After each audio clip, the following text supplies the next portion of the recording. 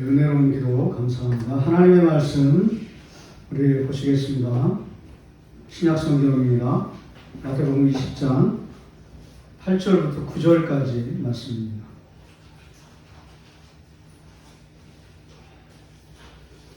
마태복음 20장 8절부터 9절. 9절이 끝나지 않기 때문에 9절에서만 끝나겠습니다. 마태복음 20장 8절부터 9절입니다. 우리 다 찾으신 대로 알고요. 같이 짧기 때문에 천천히 음미하시면서 우리 읽겠습니다. 시작. 저물림의 포도 주인이 청지기에게 이르되 품꾼들을 불러 나중 자로부터 시작하여 먼저 자까지 삭슬 주라 하니 제11시에 오는 자들이 와서 한 데나리온을 받거늘. 할렐루야. 우리 말씀을 듣기 전에 이렇게 인사하겠습니다. 환대하며 사십시오. 자, 그렇게 인사하세요. 시작. 환대하며 사십시오.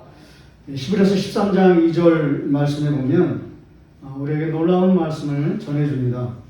손님 대접하기를 잊지 말라. 이로써 부지 중에 천사들을 대접한 이들이 있었느니라. 아주 놀라운 말씀입니다. 천사들을 환대했던 사람들이 있다. 이렇게 이제 한 문장으로 정리를 했습니다. 아브라함과 롯의 이야기를 자연스럽게 떠올리게 만드는 것이죠. 창세기 18장입니다. 날이 뜨거울 때였습니다. 세 명의 천사가 길을 지나갑니다. 아브라함이 급히 달려갑니다. 그들을 맞이합니다. 근데 놀라운 건 뭐냐면 굳이 안 들어가겠다고 하는데, 안 가겠다고 하는데 천사들이 그냥 막 강압적으로 이렇게 붙잡아가지고, 이런 건 없거든요. 고대 근동의 환대는 그냥 막 잡아들여가지고 막 안 가겠다고 하는데도 강압적으로 막 잡아가지고 좀 쉬시다 가시라고 그렇게 권합니다. 떡을 만들고 송아지를 잡고 우유와 버터를 내어 놓았습니다. 3스와, 세 스와라고 했습니다. 여러분, 이 양이 얼마의 양이냐면 리터로 22리터, 페트병으로 22개예요.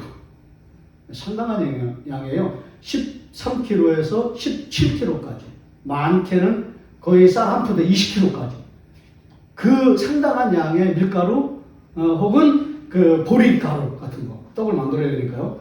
상당한 양의 고대 근동의 수준을, 환대의 수준을 완전히 뛰어넘는 파격적인 환대가 나옵니다. 정성을 다했습니다. 뭐 양이 그렇게 들어갔으니까요. 귀한 손님처럼 모셨겠죠. 그 결과 그는 부지 중에 천사를 대접하였고 하나님의 약속을 받는 놀라운 역사가 일어났습니다. 환대 후에 아들 이삭의 출생의 예고를 받는 환대 후의 축복이, 그러니까 환대가 저는요 굉장히 결정적이었다. 이제 그렇게 생각을 하는 것입니다. 그리고 이제 천사들은 대접을 잘 받고 어디로 향했습니까? 소돔으로 향했습니다. 롯 역시 천사들을 극진히 대접합니다. 정성을 다해서 집으로 모셔드립니다. 여기도 밖에서 자겠다는 거예요. 여기도 잘 보시면 안 들어가겠다는 거죠. 이 공통점이 안 가겠다는 거죠. 공통점은.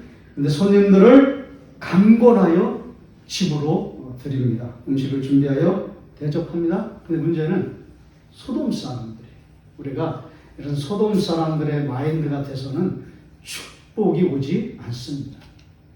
에스겔서 16장 49절 말씀을 보면 소돔이 멸망한 이유를 이렇게 설명합니다. 놀랍습니다. 그가 교만하여, 교만은 우리가 늘 알고 있잖아요. 그죠? 교만했다. 음식물의 풍족함과 태평함이 있는데도, 이게 중요한 거예요. 그러니까 대접을 해라는 거죠. 그런 게 있으니까. 근데 안 했다는 약간 뉘앙스가 거기에는 나옵니다. 가난하고 궁핍한 자를 환대하지 못했다. 아주 정확하게.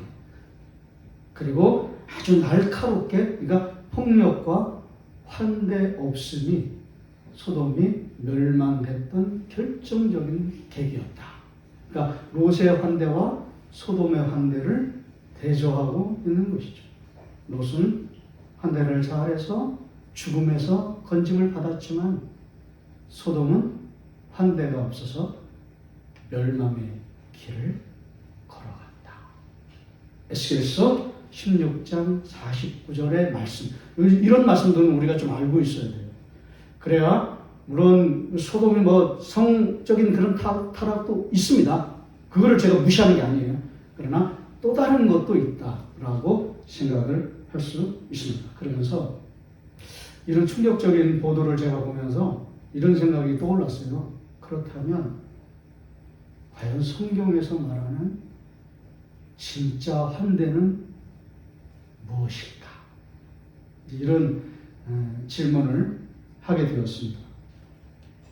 그리고 제가 얻은 그 해답으로 마태복음 20장 우리가 읽은 이 이야기가 생각이 났습니다.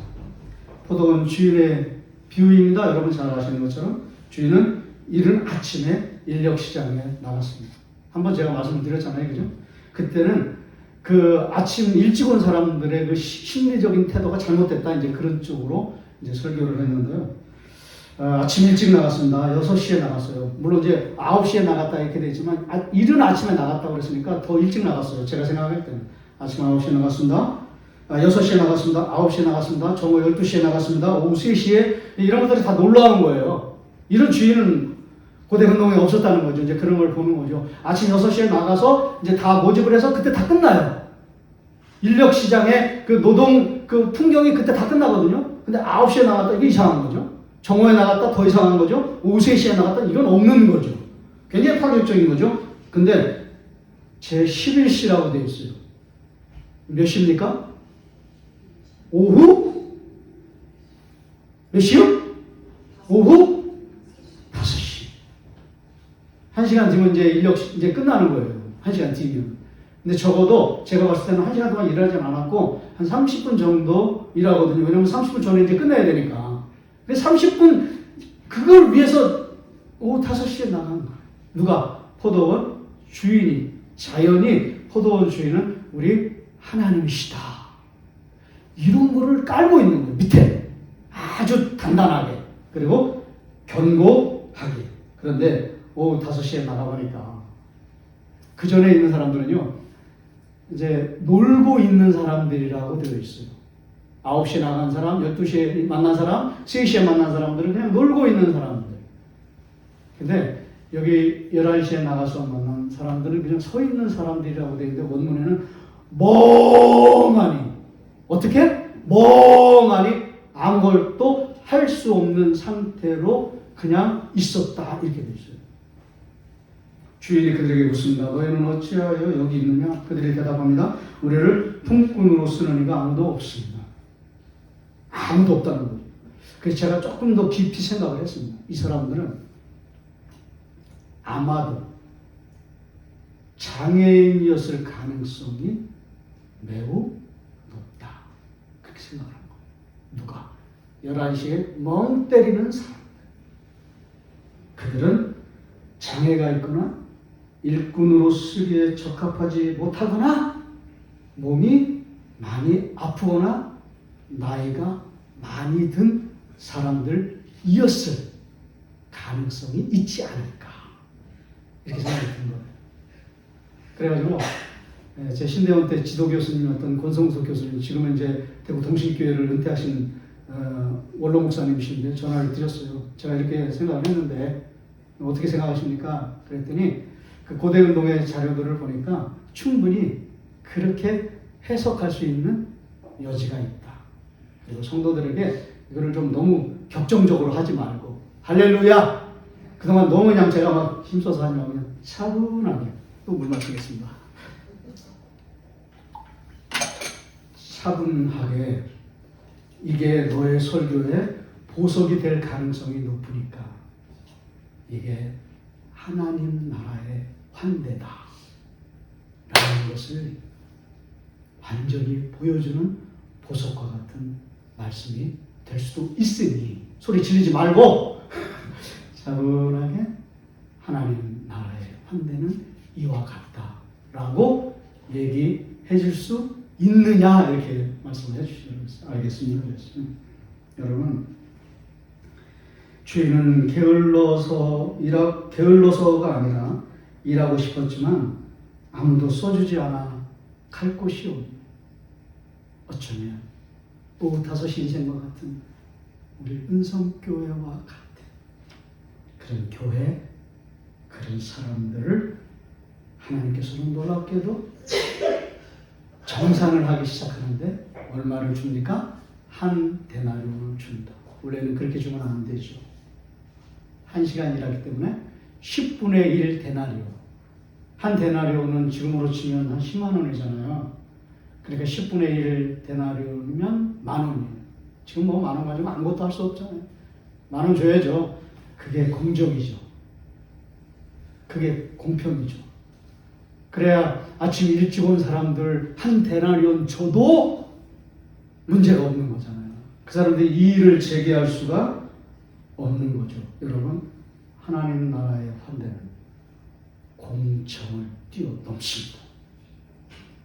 공평을 뛰어넘습니다. 그게 없는 건 아니에요. 공정도 있고 공평도 있어요. 왜냐면 아침 일찍 온 사람들한테 너 한 데나리온 주겠다 했으니까 그거는 올바른 값을 준 거예요. 정당한 값을. 그러니까 공정이 있는 거예요. 공정이 있습니다. 분명히. 공평이 있습니다. 그러나 하나님의 나라는 오후 5시에 온 사람들에게도 한 데나리온을 줄 수 있는 초공정의 세계. 진짜 성경이 말하는 하나님의 환대는 초공정의 세계인 줄로 믿습니다. 그래서 이렇게 말하는 거예요. 주인이 뭐라고 말합니까? 내 것을 가지고 내 뜻대로 할 것이 아니냐. 아무도 대답할 수가 없는 것이죠. 하나님은 공정과 공평을 넘어 그 위에 환대를, 은혜를 베풀어 주시는 분이시기 때문에 그렇습니다. 왜요? 이것이 없으면 살 수 있는 사람들이 없기 때문에. 여러분 믿으십니까? 어떻겠어요? 어찌하겠어요? 공정으로도 안 된다고 그러시는데요. 공평으로도 해답이 없다고 그러시는데요. 오직 은혜만이, 환대만이 있어야 가능하다라고 말씀하시는데, 여러분, 우리가 받은 환대가 이와 같지 않습니까? 죄의 시장에서, 바닥에서 비참하게 다 죽어 넘어가는 오후 5시와 같은 사람들인데도 불구하고 찾아오시고 먼저 안아주시고 먼저 싸매주시고 그리고 십자가의 가장 결정적인 환대로 우리를 초대하시고 우리에게 십자가의 환대를 베풀어 주셨다. 한량없는 은혜를 받지 않으셨습니까? 할렐루야! 여기서 좀 쉬겠습니다. 제가. 그동안 제가 예화를 말씀 안 드렸잖아요. 그때 예화가 떠오르더라고. 하도 안 하니까. 여러분 그 레미의 제라고를 아시죠? 장발장 그 빅토르비그에 거기 보면은 장발장은 19년의 징역을 마치고 출소를 합니다. 전과자라고 하는 낙인이 찍혔습니다. 그 어느 여관에서도 머물지 못하고 식당에서도 쫓겨납니다. 아무도 받아주지 않는 오후 5시 인생처럼 저는 다가왔습니다. 갈 곳이 없는 그가 마지막으로 문을 두드린 곳이 어디입니까? 교회였어요. 할렐루야!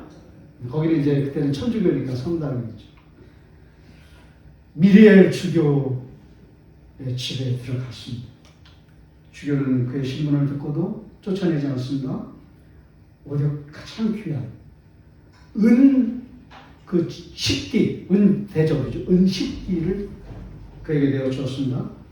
세상의 냉대에 익숙했던 장발장은 그날 밤 음식기를 훔쳐서 여러분 잘 아시는 것처럼 달아났다가 경찰에 붙잡혀 다시 주교 앞에 끌려왔습니다. 근데 주교가 이렇게 말하는 거예요. 여러분 잘 들어보세요. 형제여, 왜 은촛대를 두고 갔습니까? 내가 그것도 당신에게 주지 않았습니까? 근데요, 저는 더 파격적인 얘기를 여러분께 드리고 싶어요. 형제여, 왜 은식기를 그냥 두고 갔습니까?